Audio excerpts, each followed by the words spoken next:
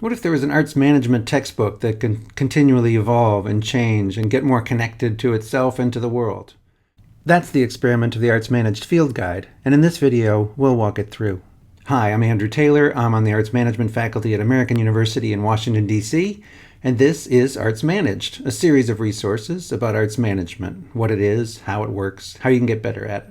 So the ArtsManaged Field Guide is an online resource that I've been developing, and it will continue to develop over the years, and that's the point of it. It's a place to put lots of different bits and pieces about the practice of arts management and the tools and resources you need to do it effectively, and I'm here to walk you through it a little bit. The Field Guide has 5 sections, and we're going to talk through each of them in turn. And the goal is that it's a series of notes, essentially. It's a note garden where each of the notes can grow and connect to other notes, and I will continue to update and add to them as I go along. You'll also find these videos embedded throughout the site. Before we dive into a screen demo, let's take a quick look at the 5 sections. First is fundamentals. So this is where you'd find basic information and definitions. What is arts management? What's a nonprofit organization? Things like that. Next comes functions, and you'll find a video on the 10 functions of arts management elsewhere on this YouTube site. Functions are the bundles of action and inquiry that are common to arts management practice. Next up is frameworks. So these are ways of seeing and being and asking questions about the world around you, particular tools and resources to help you understand complex issues in more actionable ways. Next we have stories, which is a series of case studies and real-world examples of where and how arts management practice comes into play. And then finally there's substrate, which is perhaps a bit more abstract exploration of what it means to be human and how human evolution and tendencies, action and perception and consciousness all entangle in the world of arts management. With those 5 sections described, let's dive into a guided tour. So let's dive into the Arts Managed Field Guide. You'll find it at guide.artsmanaged.org, and you'll find that it looks very much like a website because that's what it is. But I wanted to give you a quick tour of the main ways of navigating and the main features of the resource so you can start playing around for yourself. As I mentioned, there are 5 categories: fundamentals, functions, frameworks, stories, and substrate. You'll find them linked here on the homepage. You'll also find them on the sidebar here where you can navigate by expanding and contracting these windows. So you can see not only the main page in every section, but all of the subpages that are available in that section and jump right to them. There's a search function here, so you can look for any page or topic or keyword that you want, and it'll show you that. And there's an interactive graph, which we'll talk about in a minute, over on the right side of the screen. But essentially, art fundamentals, as I described before, are basic ideas of dynamics about arts management, what it is, what's an artist, what's a nonprofit arts organization, what's a business model. These are the kinds of things you're going to find in this section. In functions, you'll find the 10 functions of arts management described in a video, and you'll find that video right here on the main functions page. And you can start to see already how this field guide integrates with the YouTube channel in ways that I hope are useful to you. So the functions, you will find links to each of them, and as we'll start talking about later, all of these are interconnected as well. So accounting, finance, gifts and grants, governance, and on and on and on. Frameworks, the next section, is a series of ways of seeing and being and doing. So useful ways of perceiving and acting in the world.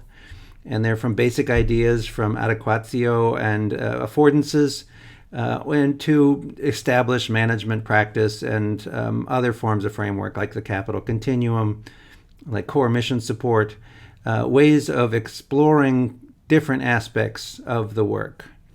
If you look into any of these, you will find related functions here at the top. You'll find See Also, so it can connect you to other frameworks that are related. You'll find the video if there's a video available, and that's the framework section.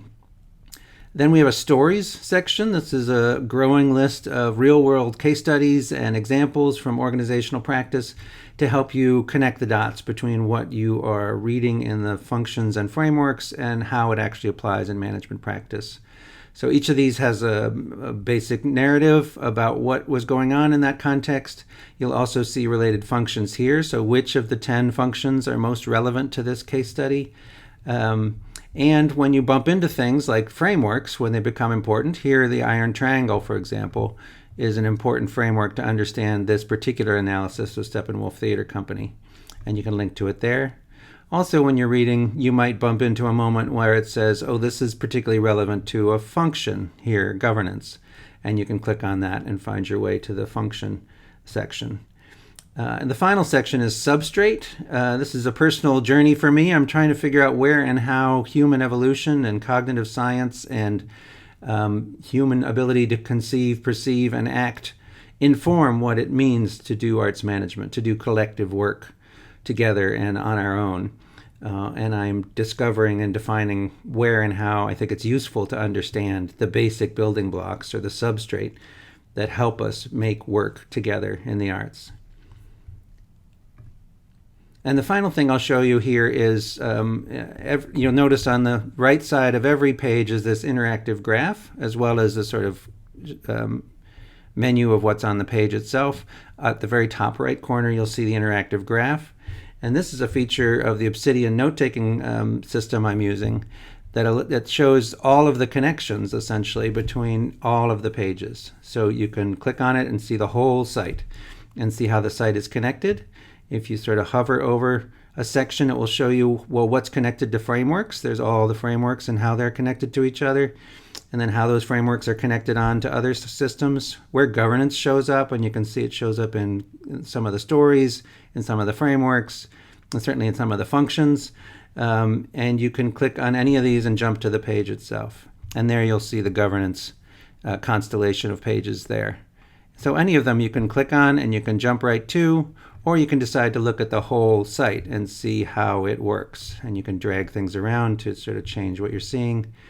And it's sort of an interesting way to track the evolving connections between notes and the ways that different ideas, concepts, frameworks, functions entangle with the real practice of arts and cultural management. So that's the ArtsManaged Field Guide. You can find it online at guide.artsmanaged.org. And I look forward to you exploring it and sharing your reactions, critiques, and feedback with me so we can make it better over time.